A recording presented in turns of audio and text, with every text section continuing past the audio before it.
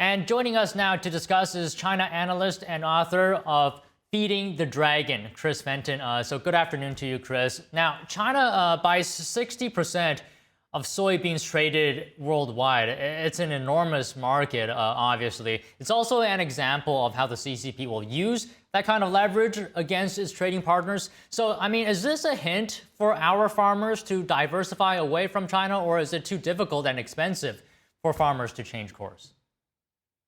Well, the fact of the matter is we have four foreign adversaries as designated by the U.S. government: China, Russia, Iran, and North Korea. China being our biggest trading partner, we are in the middle of trying to do a strategic decoupling while also avoiding any sort of kinetic conflict. And the fact is, we're going to have farming as one of the big pawns that is used in this trade negotiation, soybeans being a big factor in that. And we're going to have to incentivize farmers to rotate those fields towards things that also use similar pH in soil and similar equipment in order to do the row cropping. And those typically are wheat and corn products. So we're going to have to move them off of that. There's a lot of other strategic decoupling that we're doing that's going to also have to force certain habits to change in terms of production here in the United States across all industries. So it seems like Secretary Besson wants to make a deal with the CCP. He's confident that they can reach a deal. I mean, if we look at China's record, even in the first Trump administration, the country didn't live up to its commitments. How do you see this? Well, unfortunately, I see it through a 30-year lens of working side by side with the Chinese on the other side of the table. And unfortunately, a lot of times you do think you have a deal done, and then you find out there's further negotiation that continues to be ongoing. I wouldn't expect this to be any different. I think Besant has seen this happen before, just in the short amount of time that he has been Treasury Secretary. Lutnick also has experienced the same as a Commerce Secretary.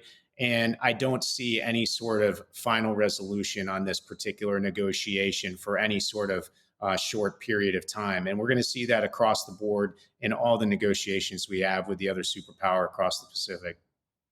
All right, Chris, there's another topic I wanted to discuss with you today. So you are a movie executive, and the president just announced a 100% tariff on foreign movies. How do you see that playing out, and what impact will it have on Hollywood?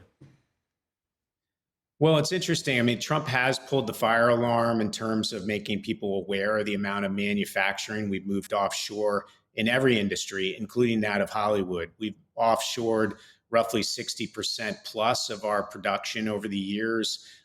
In particular, it started in 1994, doubled by 1998, and here we are today at 60% plus. So there's going to have to be a mix of reward and punishment in terms of trying to change the behaviors of the studios. Personally, being part of the business, I'd rather see it more on the reward side, which probably means setting up a federal film commission, something myself and several of my peers were back in Washington, D.C. talking about on the Hill 2 weeks ago.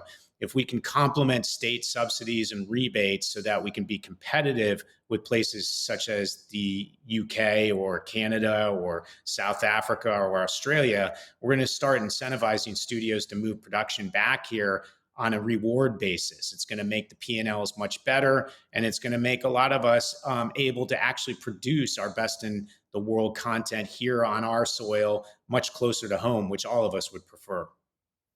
Okay, Chris, I don't exactly understand when Trump says the movie industry has been stolen. Can you explain what that means? Well, it's been stolen on a couple levels. One is on the input level, the production side. All of our best in class tradesmen and actors and creatives have been pulled offshore in order to make the product that we make best in the world.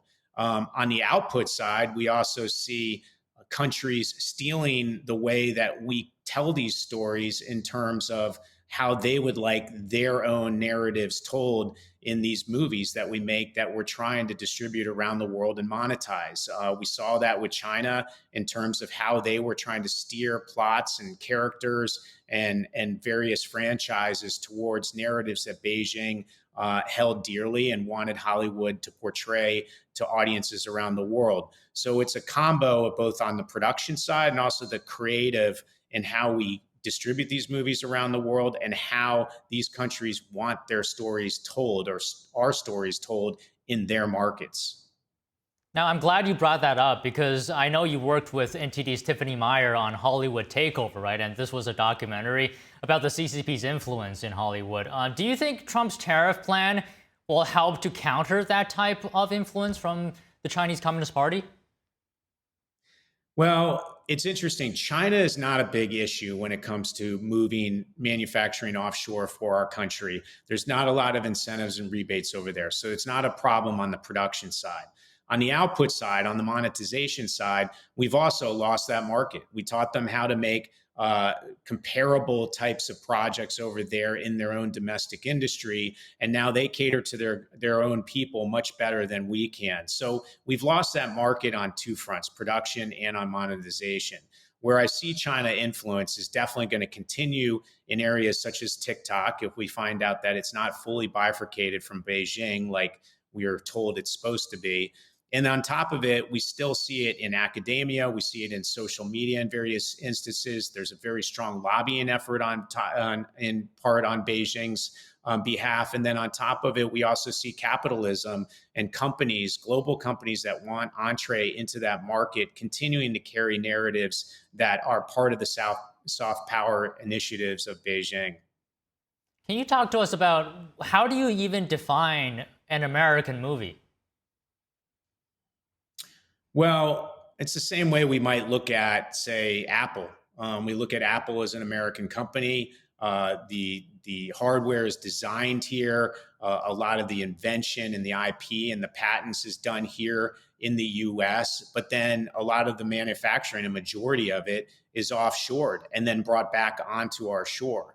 You could argue the same thing is similar in terms of Hollywood. The creation of the IP, the creation of the stories, the packaging of creatives involved with those projects, whether it's producers, writers, directors, actors, majority of them do tend to be Americans. And then in order to take that package and go produce it, we sometimes take it offshore. In fact, over 60% of the time we do. And then it's brought back here to monetize. So very similar in terms of the way other industries work. It's just this one is in the creative business and is slightly more, I guess, ambiguous as far as watching how you touch and pull the actual production process. It's not steel in a manufacturing plant. Okay, Chris, I just have one more question that I'm wondering here. How much of Hollywood's current production is actually done overseas right now? And will the tariffs slow down production? Well, it's over 60%. So I think tariffs are going to be very difficult in terms of how you change the behavior of studios because tariffing film is probably very intricate and very complicated. I think, as I said before, I think rewarding studios for keeping manufacturing here through a federal film commission, one of which would complement or essentially compete with the other 77 nations that have nationwide federal film subsidies, will allow us better P&Ls to bring back the production here and to keep the jobs here in the United States of America. Well, okay, Chris, it was really intriguing hearing your insight. Thank you so much for your time today. Thanks for having me.